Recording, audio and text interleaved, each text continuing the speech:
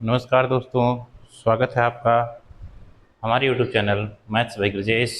दोस्तों, आज हम लोग का टॉपिक होगा बहुपद। बहुपद को अंग्रेजी में कहते हैं पॉलिनोमियल। दोस्तों, बहुपद को पढ़ने से पहले हमें कुछ ज़रूरी चीज़ों को जानकारी होनी आवश्यक है। जैसे होती है एक चर राशियाँ, एक चर राशि होती है और एक अचर राशि होती है। हमें इन दोनों छोटी छोटी चीज़ों को जानने की आवश्यकता होगी, चर राशि और अचर राशि। चर राशि को अंग्रेजी में कहते हैं दोस्तों वेरिएबल क्वांटिटीज।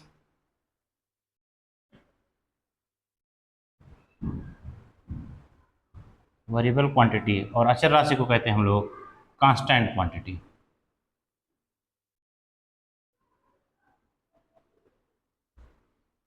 दोस्तों, पहले हम लोग चर्चा करेंगे चर राशि पे। चर राशि होती क्या है? तो चर राशियां ऐसी राशियां होती हैं, हम लिख दे रहे हैं, आप लोगों को पढ़ने में आसानी भी रहेगी। चर राशि ऐसी राशियां होती हैं जिनका मान स्वतंत्र रूप से, स्वतंत्र मतलब फ्री, बिल्कुल स्वतंत्र रूप से बदलती हूँ, स्वतंत्र रूप से बदलती हूँ, उन्हें चर राशि कहते हैं। दोस्तों, इसको अंग्रेजी में कहा जाए तो हम ऐसा वीडियो बनाते हैं जिससे आपको अंग्रेजी और हिंदी दोनों में हेल्पफुल मिले। अंग्रेजी में कहा जाए variable quantities are those quantities whose will be freely changed. ऐसी राशियां होती हैं जो फ्री, स्वतंत्र रूप से, मतलब जिनका मान हम अपनी स्वेच्छा के अनुसार या जरूरत के हिसाब से कुछ भी रख सकते हैं। जैसे सपोज मान लीजिए चर राशियों को हम लोग एक्स से दिखाते हैं, वाई जेड एक्सेट्रा, या ए बी सी एक्सेट्रा, या यू वी डब्ल्यू एक्सेट्रा, ऐसे ढेर सारे नाम से दिखा सकते हैं। अब कभी भी कि कोई हम कोई सवाल लगाते हैं या कोई क्वेश्चन सॉल्व कर रहे होते हैं तो कभी उसमें एक्स का मान हमारा 5 आ जाता है, या एक्स का मान हमारे पास कभी 7 हो जाता है, या ए का मान हमारा 2 हो जाता है, डब्ल्यू का मान 3 हो जाता है। तो ये मतलब ये हमारी इच्छा के हिसाब से या हमारी जरूरत के हिसाब से इनका मान वैल्यू जो होता है वो बदलता रहता है। तो इसीलिए इन राशियों को हम लोग कहते हैं चर राशियां, जिनका मान बदलता रहता हो। अब उस दूसरी चर्चा करते हैं हम लोग। दूसरा हमारे पास है अचर राशि। इसको जब देखते हैं हम लोग, अचर राशि क्या होती है? अचर राशि इसको अंग्रेजी में कहते हैं कांस्टेंट क्वांटिटी, मैंने ऊपर बताया है। अचर राशियां ऐसी राशियां होती हैं जिनका मान नहीं बदलता है, या जिनका मान कभी भी नहीं बदलता है। जो है वो वही रहेंगे, आपकी जितनी भी जरूरत हो वो पूरी नहीं करेंगे, जो है वो फिक्स्ड है। तो मतलब ऐसे कहने का मतलब हो गया कि ऐसी राशियां जिनका मान नहीं बदलता है, नहीं बदलता है,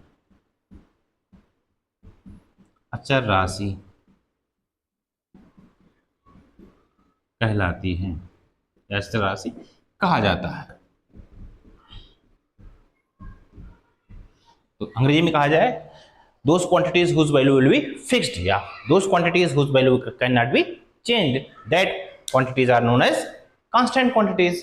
और जैसे इसको एग्जांपल में दिखाना हो, जैसे आप लिख सकते हैं वन कभी भी 5 नहीं बन सकता, वन हमेशा वन ही रहेगा। 2 हो गया, 5 हो गया, 7 हो गया, या 8, कुछ भी एक कोई भी नंबर। तो ये हमारे पास क्या है, नंबर्स आती हैं इसमें, ये कभी भी चेंज नहीं, जो है वो वही फिक्स्ड रहेंगे। कभी कभी अचर राशियों को हम लोग सी से भी दिखाते हैं, कभी जरूरत पड़ती है कांस्टेंट क्वांटिटीज को दिखाने के लिए हम सी से दिखाते हैं। तो इसकी वैल्यूज कभी भी चेंज नहीं होती है। यहाँ जो चर राशियां होती हैं इनकी वैल्यूज बदलती रहती हैं। ये दोस्तों हो गया हमारा चर राशि और अचर राशि। इसके बाद हम लोग अभी बात करेंगे अगले टॉपिक में, हमारे जो अगला। दोस्तों, आपने अभी देखा कि हमने चर राशि और अचर राशियों को कितनी आसानी से समझा। अब हमारा टॉपिक जो कि बहुपद था, पॉलिनोमियल, तो अब इस पे चर्चा करते हैं। बहुपद जो होता है, पॉलिनोमियल जो होता है, ये चर राशियां और अचर राशियां। जैसे मान लीजिए चर राशि को अभी हमने कहा एक्स वाई जेड, जिनका मान बदलता है, एक्सेट्रा, ये होती हैं। तो ये चर राशियां और अचर राशियां। अचर राशियां का भी मैंने बताया, वहां पे एक हो सकता है, एक मतलब कोई नंबर सी हो सकती है, 1 2 हो, 5 हो, 8 हो, 7, मतलब कुछ भी हो सकती है। ये नंबर नहीं बदलते हैं। तो जो हमारा पॉलिनोमियल होता है, एकदम आसान भाषा में समझिएगा दोस्तों, जो हमारा पॉलिनोमियल माने बहुपद होता है वो चर राशियां और अचर राशियां, जो हमारे पास ये चर राशियां हैं और ये जो अचर राशियां हैं, इन चर और अचर राशियों का एक समूह होता है। अब उस समूह में हमारे जो गणितीय ऑपरेशन है, जैसे ये हमारा जोड़ का ऑपरेशन है ऐड, ये हमारा सब्सट्रैक्शन का ऑपरेशन है घटाने का, ये हमारा मल्टीप्लिकेशन का, ये हमारा डिवीजन का। मतलब हमारे कहने का तात्पर्य हुआ कि जो हमारा बहुपद होता है उसमें हमारी चर राशियां और अचर राशियों का एक समूह होता है, एक कॉम्बिनेशन होता है, जिसमें हमारी गणितीय संक्रियाओं का प्रयोग किया जाता है, उन्हीं का एक कॉम्बिनेशन होता है। बशर्ते उस बहुपद में जो चर राशियां होंगी उन चर राशियों की घातांक कोई पूर्णांक ही होना चाहिए, कोई पूर्णांक ही होना चाहिए, मतलब कोई परिमेय संख्या नहीं होनी चाहिए। तो ऐसे ही एक्सप्रेशन को हम बीजीय व्यंजक को हम क्या कहेंगे, बहुपद कहेंगे। तो एक छोटी सी परिभाषा बना सकते हैं, ऐसा बीजीय व्यंजक, इसकी अगर परिभाषा लिखने की बात आएगी तो हम कहेंगे ऐसा बीजीय व्यंजक जिसमें चर राशियां और अचर राशियों का समूह हो और जिसमें चर राशियों, उस समूह में गणितीय संक्रियाओं का प्रयोग किया जाता है और उस समूह में जितनी भी चर राशियां होंगी उन चर राशियों का जो घात होगा वो घाता क्या होगा, पूर्णांक ही होगा, कभी भी परिमेय संख्या नहीं बन सकती है। तो ऐसे ही बीजीय व्यंजक को हम बहुपद कह सकते हैं। तो इसकी परिभाषा हम लिख सकते हैं, ऐसा बीजीय व्यंजक, ऐसा बीजीय व्यंजक। अब बीजीय व्यंजक कह दिया हमने, तो इस बीजीय व्यंजक में हमारा जो हमने कॉम्बिनेशन की बात कर रहे हैं हम, कि चर राशियां और अचर राशियों का एक कॉम्बिनेशन होगा गणितीय संक्रियाओं से, वो बात इसमें खत्म हो गई। ऐसा बीजीय व्यंजक जिसमें चर राशि का, चर राशियों कर लीजिए क्योंकि ढेर सारी चर राशियां हो सकती हैं, चर राशियों की घात सदैव पूर्णांक हो, सदैव पूर्णांक हो,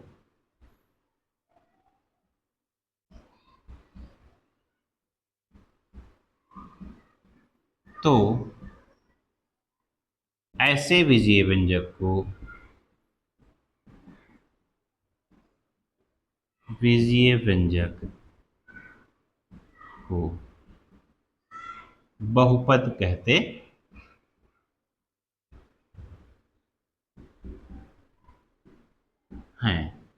फिर से एक बार दोस्तों देखिएगा, ये तो हमने हिंदी में लिखा परिभाषा, हमने लिखा ऐसा बीजीय व्यंजक। बीजीय व्यंजक में जो ये शब्द हमारे पास बीजीय व्यंजक में है, अभी हमने थोड़ी देर पहले आपको बताया कि चर राशियां और अचर राशियों का एक कॉम्बिनेशन होता है जिसमें गणितीय संक्रियाओं का प्रयोग किया जाता है। तो इस बीजीय व्यंजक के शब्द में हमारा उतनी चीजें कवर हो गई है। तो हमने कहा ऐसा बीजीय व्यंजक जिसमें चर राशियों की घात सदैव पूर्णांक हो, तो ऐसे बीजीय व्यंजक को हम बहुपद कहेंगे। इसको इंग्लिश में कहा जाए an algebraic expression, an algebraic expression in which the degree of variable quantities will be always integer that are known as polynomial। ठीक है दोस्तों, अब ये पोलोनोमियल हो गया हमारे पास। अभी पोलोनोमियल के ढेर सारे एग्जांपल हो सकते हैं, जैसे हमने लिखा x+3, देखिए बीजीय व्यंजक भी है हमारा, बहुपद भी है। अब देखिए यहाँ पे बातें भी आएंगी कि बीजीय, क्या सभी बीजीय व्यंजक बहुपद हो सकते हैं या कभी सभी बहुपद बीजीय व्यंजक हो सकते हैं कि नहीं। अभी इस पर बाद में चर्चा हम लोग करेंगे। देखिए ये हमारा बहुपद है, यहाँ देखिए हमारी चर राशि x है, इस x की घात हमारे पास 1 है, मतलब ये पूर्णांक है, तो ये हमारा बहुपद हो गया। ऐसे ही हम लिख सकते हैं x² + 5x + 3।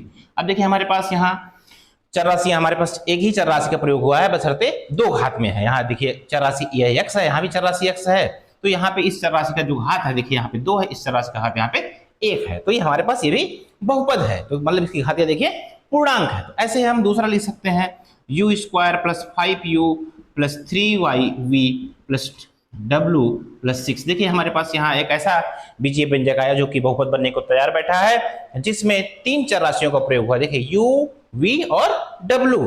तो यहाँ देखिए सबकी घात को देखेंगे, मतलब कि हम किसी भी बीजीय व्यंजक को पता करना होगा कि वो बहुपद है कि नहीं है, तो उसके लिए सिर्फ हम चर राशि की घात को देखेंगे। यहाँ इसकी घात को देखिए 2 है, इसकी घात यहाँ 1 है, इसकी घात यहाँ 1 है, तो इसकी घात यहाँ 1 है, सबकी घात यहाँ एक पूर्णांक है, इधर पूर्णांक है, तो इसका मतलब ये बीजीय व्यंजक हमारा बहुपद बनने के लिए तैयार बैठा है। तो यहाँ से एक निष्कर्ष भी हम निकाल सकते हैं कि सभी बीजीय व्यंजक बहुपद नहीं हो सकते। जैसे मान लीजिए कि अभी हम इसी की घात को हम 2/3 कर देते हैं, तो अब देखिए पूर्णांक नहीं रह गया, इसकी घात क्या हो गई, पूर्णांक नहीं, परिमेय संख्या हो गई। तो अब इस समय ये बहुपद बनने के लिए तैयार नहीं है। लेकिन जैसे ही हमने इसको 2/3 को हटा के केवल 2 कर दिया या 3 कर दिया, तुरंत ये बहुपद बनने के लिए तैयार है। इसका मतलब यहां से ये हुआ कि सभी बहुपद तो व्यंजक, बीजीय व्यंजक हो सकते हैं, लेकिन सभी बीजीय व्यंजक बहुपद नहीं हो सकते हैं। दोस्तों ये हमारी रही आज के। अगले वीडियो में हम लोग चर्चा करेंगे बहुपद के प्रकार की बात करेंगे। धन्यवाद दोस्तों।